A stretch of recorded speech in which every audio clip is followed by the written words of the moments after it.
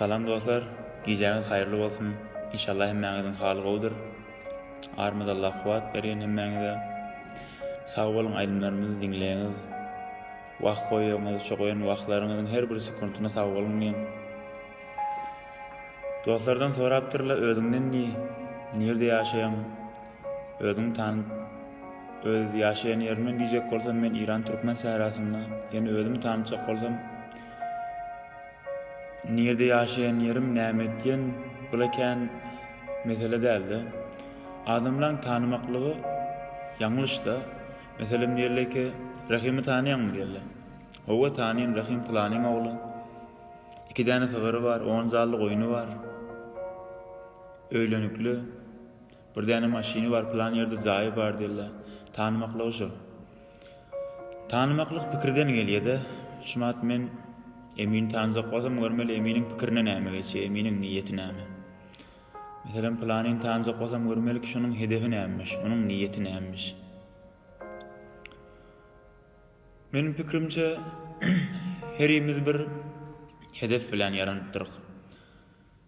Bizi yaradan bir yapragy diýe ýanglış yaratmadym diýe, hedefsiz yaratmadym, boşuna yaratmadym diýe. Onu herimize oturup pikir etsek, o yaprak bir hedefsiz yaranman bolsa, meniki adam Kur'an'na eşref diýipdir de, yaradan zatlaryň, mahluklaryň ulukany diýipdir insan adam. Onu men näme hedef bilen yaranypdyryn diýen. Her adam onu bir hedef bilen yaranypdyr. Ýene de bir entek bar diýerler ki, ay plany Hudaýjan pay beripdir, muňa pay bermändir, öýle bolupdyr. Pay bermän gurruňy däl, Allahjan hemmämize pay beripdir. Gurruň munnaki kim paýyny alyp bilýär, kim pikir edýär, kim ýerinden gidýär, kim wagt goýýar, kim düşünjek bolýar. Meselem bir surat çekjek bolsa, bir zat göreçek bolsa, diýme men bir ýanglış zady göredeýin, bir teleke zady göredeýin, bir derde değmän zady göredeýin diýme bir suratçy. Başarsa bir oğlan güýçli zat göreçek bolýar. Onu bizi yaradanam, bizi kim göretmändir. Güýçli göredipdir, düşünmli göredipdir, bitin göredipdir de. Ýöne her kim öz ýoluny tapşak bolmaly. Meselem men näme diýip yaranypdyryn, menim hedefim näme, menim ýolum näme. Şunu islemeli de, isleseň diýilýär, ýoluň açylýar. Görjekler kim ýanak, görjek men kim bolýan, ýaýrazak dünýä, sen de gör kim bolýan. Doglaňda aglasaň eneň geler süýt berer, durmuşuňda ýatyp dursaň üýtgemer.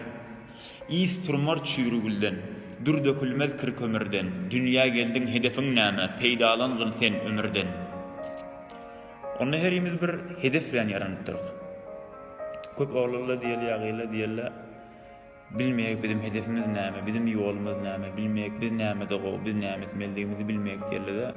Bu barada Hazreti Mevlana'nın bir gow sözi barda, aýtýar: "Hem kari ke meyl ve encam işdari diye, kariye ke bi hatiriş halk şodi diye."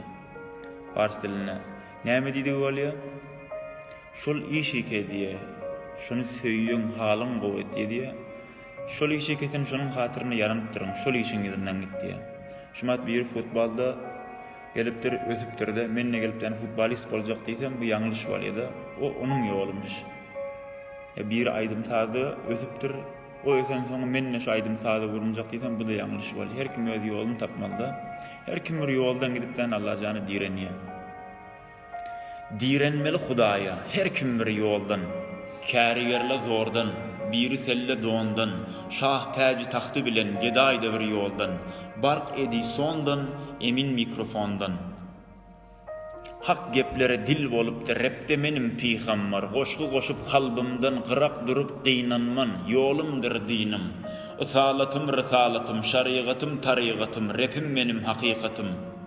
Menim içimde doğdu şahirlaň ruhu, gafiyalar çüýdetdim menim repim nuhu. Galam elimin asasy, menim repim Musasy, sözlerimde şafa var, menim repim İsasy. Goşgularımdır gaýym, od içinde Ibrahim, Türkmen repe Süleyman, belli menim zayım. Hedefim beýik dünýeden, Eyüp ýany savrym, sesim ölmer İdris, yüreklerde gavrym. Açdym ýol soňkulara, bilgin muny dogan, diri bizim adymyz 1000 ýyldan soňam. Ayırsaň etten derini, ayırarsyň repten emini. Onna her ýemiz bir hedef bilen ýaranypdyr. Her kim bir ýoldan Hudaýy direnmeli, ýöne her kim gelip öz ýolunu tapmaly. Kim ýolunu tapýar, o ýeke wagt goýy öz üstüne pikir edýär.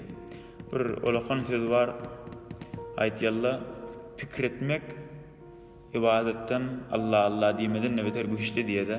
Köp adamlar ýöne diýerler, egili galýarlar, hiç bir içinde pikir ýok. Pikir eden adam düşünüp bilýär. İsläni adam düşünüp bilýär. İsläni adam bilip bilýär, düşünjek adam bilip bilýär.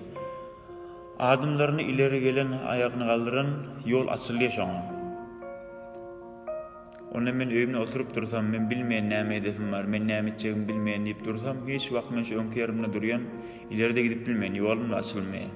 Allah jan Kur'an'da diye, "Ud'uni yestajib lakum" diye. İsläň men size bereýin diye. Köp adamlar ýanyp bir şeýle daý plan ýerde bir ösme ýok, edip bolmaýar, bizim ýolumyz hemişe bagly. Sebäbi şu islemendirip dedi. Biz şu dünya gelenmizde ilkileyince öğrenen zadımız islemekti de, biz ağladık, bize süýt berildi. Onunla şu durmuşumuzdayım, bir zadın izinden gitmeli, islemeli, islesen beriliydi. Onu her insanın bir hedef bilen yaranıptır. Şumat bir savır, otiye, çöpiye, şu iyenin zadını halallaptan süýt edip beriyor. Bir tavuk geliyor, iyimiye, yumurtga koyuyor, etinden veriyor. Bir derde deýe, bir agaç, bağ, su alýar ýerden, howa alýar, şonu gelip kölge edip berýär, miwe edip berýär, bir gül, oksijenik alýar, suwy alýar ýerden, şonu bir ýys edip, bir odalyk edip berýär. Emma adamlar bir form bolupdyr, iý içjek, su içjek, iýmit ýek, ýatjak, bulardan gollanýak, ýöne muny gıybet edip berýär, töhmet edip berýär. Gıdavet etjek bolýak, Allahyň ýerine turjak bolýak, gazy boljak bolýak, oňa muat takjak bolýak, bir dogry iş elden gelmeýär. Ol halal zatlary, o alan demimi, pak howany, içen suwumy, ýene iýmitimi hemmisini men halal zat döndürmeli. Ary nämetdiýe gelýän gülüm bir şähtini alanna, şonu gelip ýany bal edip berýär. Amma adamlar gelýär bir ýerde iýmiti iýe, yalan edip berýär, töhmet edip berýär. Men hemişe diýenni biljek diýen, dilim men kimi, men dilim kimi diýen. Elim men kimi, men elim kimi. Gözüm men kimi, men gözüm kimi. Eger men inansam Allah jan maňa ruhundan beripdir. Men bu ten däl, men bu beden däl diýenne. Allah diýen ruhumdan berdim. Eger men ruh bolsam, bu ten maňa amanat bolýar-da. Bu amanatdan dogry gollanmak gerek. Dilim gelip her dazy söýlejek bolsa, men özümi diýen, birini men. Aydymda gelip her boş söz diýjek bolsam, her töhmet ýapjak bolsam, her ýalňyş boş sözlerden diýjek bolsam, ol içen suwuma, ýen iýmitime men hyýanat etdigim bolýar-da. Sebäbi men o pak zat alyp ýipdirin, içipdirin, gelip yalan edip beripdirin, töhmet edip beripdirin. Meni dinläler de bar, meselem şat uşak çağlar da bardyr dinläler. Men gelip her zady diýsem, bir ýalňyş pikir gelip ýani dinlälerime geçirsem, o kıyametde bergili bolýan, maňa jogap bermeli bolýan-da. Ve Allah zanın isleyen ki hemişe dilimini hak aylansın, haktan gaýryn diýmeýin. Hurmat koyun dinleyicilerimin kulaklarına, koyun wagtlaryna. Şundan gaýry da bolsa, adam işin ýanglış bolýar, işin dowamy bolmaýar, işin ölýär. Nädire işin ölýär? Şumat meselem Mahtumul Işanyň döwranyna köp şairler barmış. Ya Mevlana'nın döwranyna diýerler. Hafyzyň döwranyna diýerler. Köp şairler barmış. Ýani belli adamdan sözleri galypdyr. Atlary galypdyr, ýadlary galypdyr.